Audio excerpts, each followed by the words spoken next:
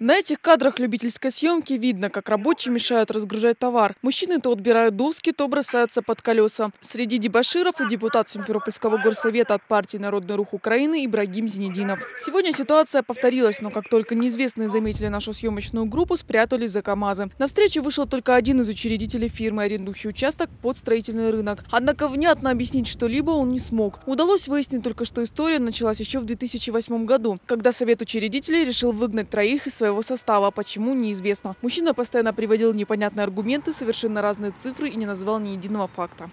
За 7 лет все деньги фирмы собирал он, не отчитался. Кто он? Мустафаев Ришат.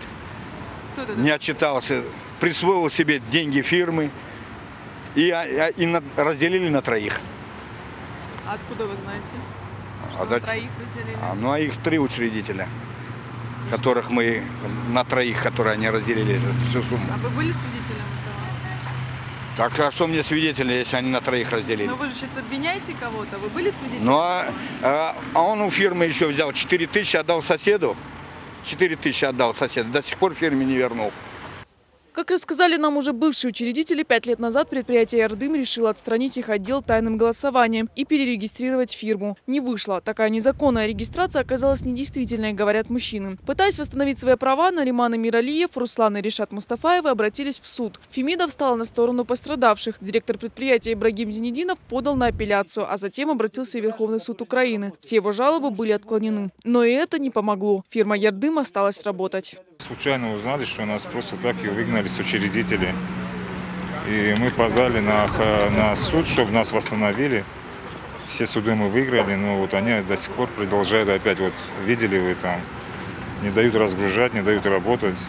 Бывшие учредители рассказывают, что несмотря на все решения судов, Симферопольская мэрия заключила со скандальной фирмой договор об аренде земельного участка на 5 лет. По требованиям прокуратуры на сессии местного горсовета его разорвали, но предприятие «Ярдым» продолжает мирно существовать. Ну, они нас незаконно вывели. Мы, хотя все суды выиграли, и киевские выиграли. Ну, они не считаются сейчас с нами никак. Все сами, что хотят, то и делают. Вот ребят ущемляют всех, не дают это самое разгружать, работать. Ну, полностью беспредел. Депутат Симферопольского горсовета и заодно директор нашумевшей фирмы Ибрагим Зинединов все отрицает. Говорит, что бывших учредителей выгнали из-за саботажа. И вообще это не он мешает кому-то работать, а ему приходится терпеть убытки из-за непокорных экс-товарищей по бизнесу.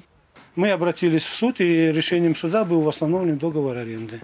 На сегодняшний день у нас есть все правоустанавливающие документы, есть решение судов, есть то, что договор аренды продлен еще на 10 лет с фирмой «Ярдым», городским советом. Бывшие учредители оказались не единственными, кого не устраивает работа ЧП «Ярдым». Аренда за торговую точку на строительном рынке высока – от 400 до 2000 гривен, а нормальных условий для работы нет.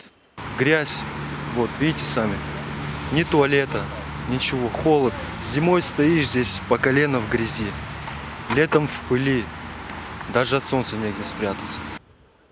Многие торговцы не понимают, почему так высока арендная плата и деньги отдают с неохотой. Это большие убытки, причитает депутат горсовета. Средств на обустройство территории за все года он так и не собрал. Мы будем следить за развитием событий. Решения судов есть, постановление прокуратуры тоже. Остается гадать, чем дело кончится. Дарья Ковган, Михаил Макеев, служба новостей ТВ.